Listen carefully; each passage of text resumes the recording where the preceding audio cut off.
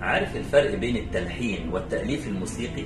الفرق بينهم ان التلحين انك عارف الأغنية اللي انت بتلحنها، وبالتالي عندك كلمات، عندك معاني، عندك حروف، عندك كمان صوت المغني اللي هيأدي الأغنية. كل دي حاجات بتعوق الحركة بتاعتك، كل دي حاجات بتكتفك وتقيدك وانت بتلحن الأغنية. التأليف الموسيقي بقى ان انت بتطلق العنان لتفكيرك.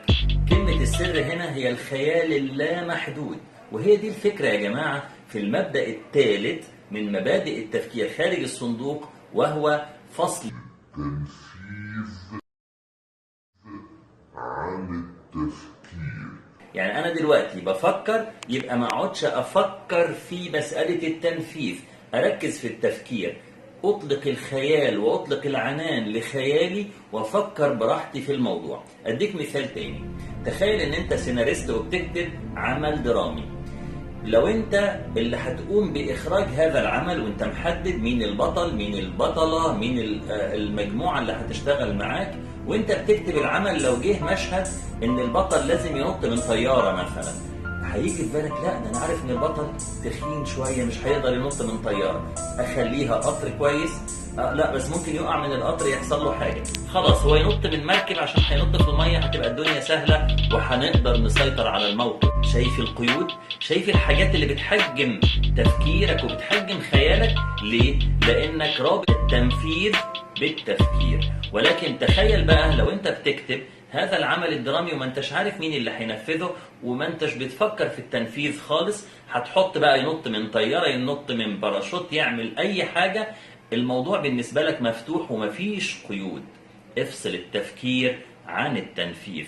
القصة دي يا جماعة لازم نطبقها في حياتنا احنا كمان. لو انت بتفكر في مستقبلك مثلا، فكر فيه بخيال مفتوح، فكر فيه وكأن معاك مصباح علاء الدين. ازاي؟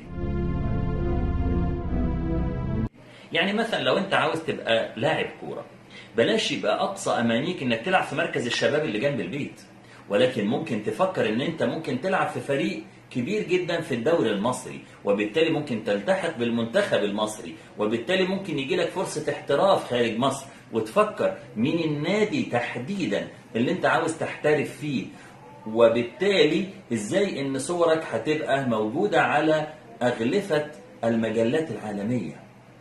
فكر بالطريقة دي، وبالتالي لو انت بتفكر بالطريقة دي، الشيء اللي بتفكر فيه، الشيء اللي تقدر تتخيله، ان شاء الله هتقدر تحققه.